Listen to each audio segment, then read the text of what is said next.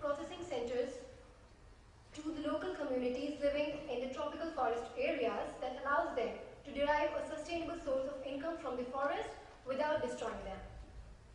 Now I would like to tell you a story. This is Suman. She lives in the Madhya Pradesh region of India, where deforestation is a big problem.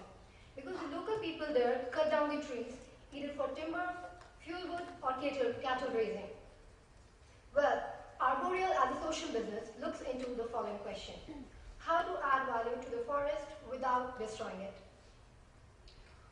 We want to enable people like Suman to establish a link between their income and protection of forests by giving them the means to add value to non-timber forest products and sell them at a higher price. Now, what are non-timber forest products? They are the products that you obtain from the forest without cutting down the trees. For example, seeds, fruits, gum, etc. Neem tree, shown in the picture here, is a very good example of non-timber forest products. Because in order to harness the neem seeds, you don't have to cut down the branches or the tree itself. You can simply collect them from the ground beneath the tree. And it can easily be converted into neem oil, which has huge medicinal applications. Now, how does it work? Suman, who is a member of the local cooperative? Well, there are a lot of existing cooperatives in India. There are around 45,000 of them in the Madhya Pradesh state alone.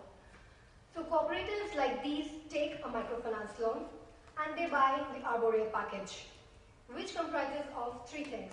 First, the processing center with all the necessary equipment and machinery to add value to non-timber forest products. And we want it to be scalable, easy to transport, and made up of locally available sustainable materials. Second, links to distributors, so that the local community people can bring their product to the market at a fair price. And third, is organizational and technical training, so that the local people can start and run the factory and business sustainably. This is the value chain.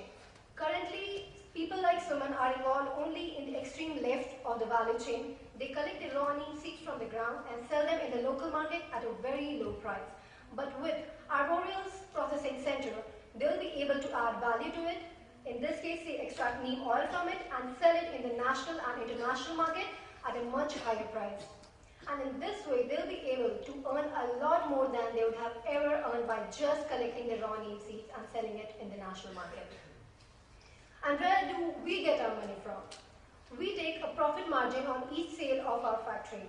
According to our calculations, with a minimum profit margin on each factory, we can reach the break-even in the next 3 years. Arboreal delivers benefits against a triple bottom line for our customers and ourselves. Environmental benefits. According to our calculations, one processing center can save up to 1.2 million tons of carbon dioxide, because we believe that deforestation can be prevented when the local communities depend on a healthy and biodiverse forest for their sustainable livelihoods and business. Social benefits.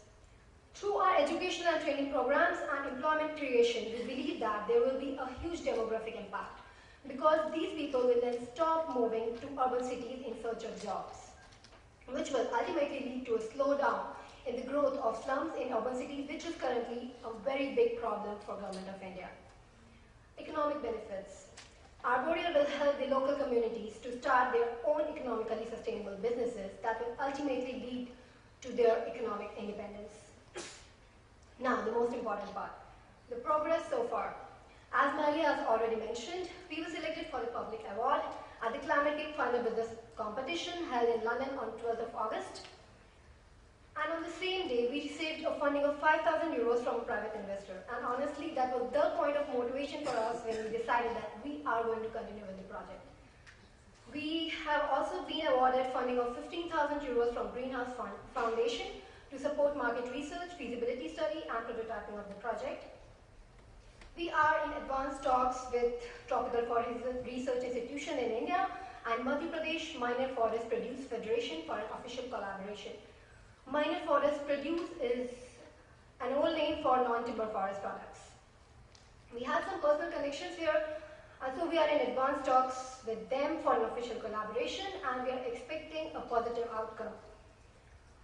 And we have recently also hired Eric D. Lawrence, who is a professional designer. He has recently completed his master's in design from Royal College of Arts, and he has been working on alternatives and substitutes for environmentally harmful materials like plastic. And we have already started working with him, and we are expecting the first design of our factory by the beginning of December. We have also identified several self-support community groups in the state of Madhya Pradesh. We are traveling to India sometime in mid-December to meet the local community leaders, gauge the market potential, and possibly finalize the MOU with TFI and NPMFP.